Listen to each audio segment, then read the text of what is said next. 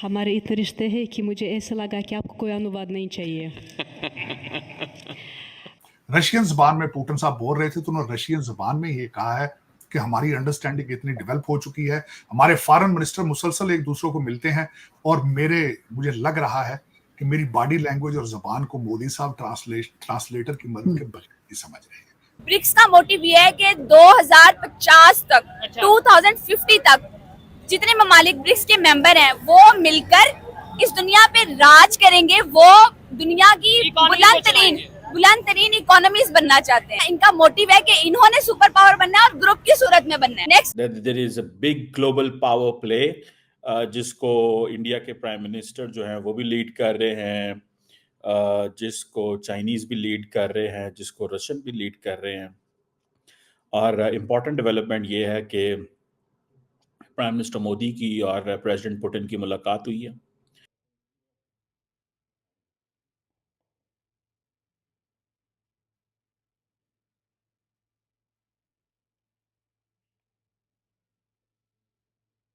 नमस्कार दोस्तों, आप सभी का स्वागत है पाक मीडिया कॉमेडी के एक नए वीडियो में। उम्मीद करते हैं आप सब बहुत अच्छे होंगे। दोस्तों, जैसे ही Modi ji Kazan BRICS summit में पहुंचे, जब पुतिन का और उनका मीटिंग हो रहा था तो उन्होंने कहा कि हमें अनुवाद, हमारे रिलेशन ऐसी है कि हमें अनुवाद की जरूरत नहीं है। उसके बाद तो मोदी जी खूब हंसे, सब हंसे। अब ये सब देखकर पाकिस्तानियों को हो रहा है खूब जलन, क्योंकि वहां पर उनका ग्रैंड वेलकम हुआ। वो चाइना के पीएम से गले मिले, पुतिन से गले मिले। अब ये सब देखकर पाकिस्तानियों को हो रहा है खूब जलन। तो आइए देखते हैं आज का वीडियो। लेकिन वीडियो में आगे बढ़ने से पहले चैनल पर नए हैं तो चैनल को सब्सक्राइब कर ले, और मेरा वीडियो अच्छा लगता है तो लाइक शेयर भी कर दे। तो आइए देखते हैं आज का ये वीडियो। ब्रिक्स के हवाले से क्या कहना चाहेंगे? रशिया में ब्रिक्स की मीटिंग स्टार्ट होने जा रही है। मुख्तलिफ कंट्रीज के जो हेड ऑफ स्टेट हैं, खासतौर पे इंडिया के प्राइम मिनिस्टर खुद ब्रिक्स की मीटिंग के लिए रशिया में जा पहुंचे हैं। क्या कहना चाहेंगे इसके ऊपर? आप इस टॉपिक को मजीद आगे बढ़ाएं। सबसे पहले एक चीज को मैं इसके साथ जो है वो कनेक्ट करना चाहूंगी, एक पॉइंट को। आपको याद होगा अभी कुछ दिन पहले, चंद दिन पहले, हफ्ता एक पहले पाकिस्तान के एससीओ की मीटिंग हुई है। उस मीटिंग में इंडिया के फॉरेन मिनिस्टर आए थे और उन्होंने आने से पहले एक स्टेटमेंट दे दी थी। हाँ, पाकिस्तान को लेके एक स्टेटमेंट पहले, एक स्टेटमेंट उन्होंने दी है। और अब ये ब्रिक्स की मीटिंग हो रही है, वहाँ रशिया जाकर इंडिया ने जाते साथ उनके प्राइम मिनिस्टर ने एक स्टेटमेंट दिया। उन दोनों स्टेटमेंट्स का मैं मुवाजना यहाँ पे करना चाहूंगी। ठीक है। उनके जो फॉरेन मिनिस्टर आए ना, उन्होंने आने से पहले ही पाकिस्तान आने से पहले ये स्टेटमेंट दे दी कि मैं पाकिस्तान जा रहा हूँ, लेकिन सिर्फ इसलिए क्योंकि मैं एससीओ का मेंबर हूँ। मैं एससीओ का मेंबर हूँ, सिर्फ इसलिए मैं जा रहा हूँ। और मैं ट्रेड और रिलेशन और किसी मामले के बारे में मैं बात ही नहीं करूंगा। ठीक है। जबकि ब्रिक्स की मीटिंग स्टार्ट हुई है, इंडिया के जो प्राइम मिनिस्टर है उन्होंने जाते साथ ये स्टेटमेंट दिया कि मुझे उनका इतना अच्छा वेलकम किया गया, इतना वार्म वेलकम किया गया।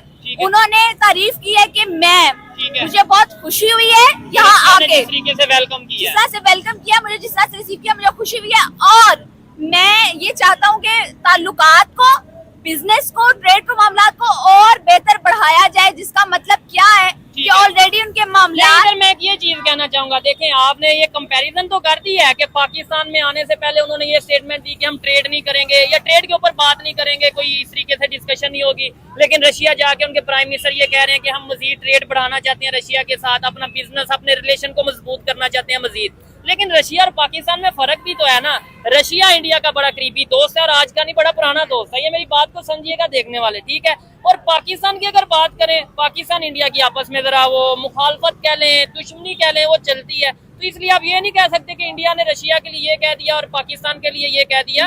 मैं बताती हूँ आपको बात। बेसिकली देखिए, इंटरनेशनल लेवल के ऊपर ना बात दोस्ती और दुश्मनी की नहीं होती। अच्छा। कोई भी मुल्क जो है वो दोस्ती और दुश्मनों को नहीं, वो अपना मफाद देखते हैं, अपनी आवाम के मफाद को देखते हैं। अपने कंट्री का फायदा। आप मेरी बात सुने। आप ये बात करते हैं चाइना जो है वो इंडिया का दोस्त है।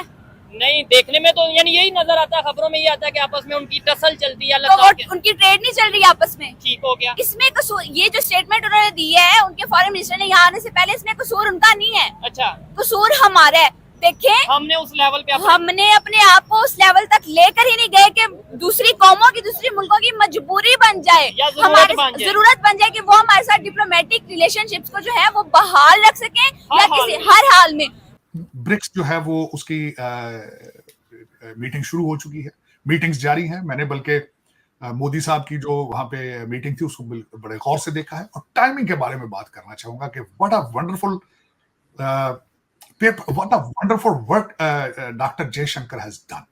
वो वर्क क्या है कि ब्रिक्स में जाने से पहले उन्होंने, भारत ने और चाइना ने अपने बॉर्डर को रिजॉल्व कर लिया।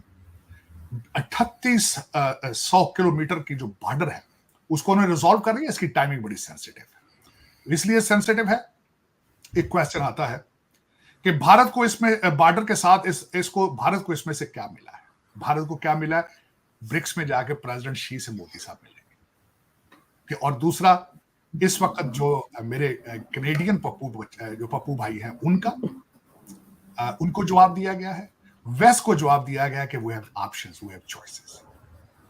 को ये जवाब दिया। भारत का ये फायदा हुआ है और चाइना का फायदा ये हुआ है कि वो यहां से एनर्जी बचा के ताइवान पे घेरा डालेंगे, जहां से फिर हमारे कैनेडियन पप्पू जी तंग हो जाएंगे। अमेरिकन बाबा जी तो वैसे ही परेशान है, लेकिन इनको भी मजा आ जाएगा कि भाई आप भारत को जो बार बार छेड़ते हो उनके पास भी चॉइसेस मौजूद है।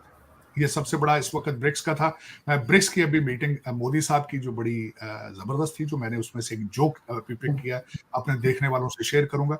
रशियन जबान में पुतिन साहब बोल रहे थे तो उन्होंने रशियन जबान में ये कहा है कि हमारी अंडरस्टैंडिंग इतनी डेवलप हो चुकी है, हमारे फॉरेन मिनिस्टर मुसलसल एक दूसरे को मिलते हैं और मुझे लग रहा है कि मेरी बॉडी लैंग्वेज और जबान को मोदी साहब ट्रांसलेटर की मदद के बगैर नहीं समझ रहे हैं। तो उस कमरे के अंदर बड़े कहके चले हैं और मैं this is how the body language. आपने मोदी साहब ने अपना ट्रेडिशनल जफरी डाली जाके, वो ट्रेडिशनली है जहाँ जाते हैं। ये उसकी अपडेट थी।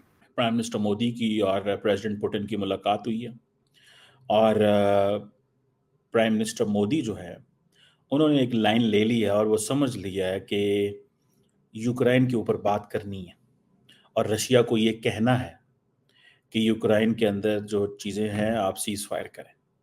सो इंडिया जो है वो मेजर इनिशिएटिव ले रहा है फॉर द सीज फायर और peaceful resolution of Russia Ukraine conflict. कोई भी लीडर दुनिया का जो कि फ्रेंडली कंट्री हो, अभी तक आपको उसने रशियन प्रेसिडेंट को ये नहीं कहा जो नरेंद्र मोदी ने कहा। ये बड़ी that's an important development. Do not undermine करें इसको। तो ये जो रशिया उसका जिक्र किया। अब क्वेश्चन ये है कि जिसे वो कहते हैं ना कि ब्रिक्स अब कहते हैं कि जी it has become a global icon बन गया। ठीक है, बहुत सारे जो मुल्क हैं वो कोई रशिया के पास जा रहा है, कोई चाइना के पास जा रहा है, कोई इंडिया के पास जा रहा है। और आपको पता है इंडिया और रशिया ओरिजिनल मेंबर्स हैं ब्रिक्स के। ठीक है जी। अब मुझे एक चीज़ की समझ नहीं आ रही कि अमेरिकन इस चीज़ पे परेशान होंगे, वेस्ट ये परेशान होगा, हम पुतिन को सैंक्शंस लगा के बैठे हैं, दुनिया को कह रहे हैं इससे कारोबार नहीं करना। सारी दुनिया जो है कोई रशिया को मिस नहीं करना चाहती। ठीक है जी। और प्राइम मिनिस्टर मोदी ने फिर जफी डाल दी है, फिर जफी पाती है ना। और वो जो है वो जारी बात है, सारी की सारी जफी जो है वो उसकी टेंशन हो रही है हर दुनिया के हर कैपिटल में कि नरेंद्र मोदी जो है हमारा यार है लेकिन जफियां पुतिन नु पांदा है। तो ये था आज का वीडियो। आज के वीडियो के बारे में आप क्या सोचते हैं, अपनी राय कमेंट में जरूर दें। वीडियो अच्छा लगता है तो लाइक शेयर कर दे, चैनल पर नए तो चैनल सब्सक्राइब कर ले और बेल आइकॉन भी प्रेस करें ताकि लेटेस्ट वीडियो का नोटिफिकेशन आपको सबसे पहले मिले। तो फिर आपसे मिलते हैं अगले वीडियो में। अपना ख्याल रखें। जय हिंद, जय भारत।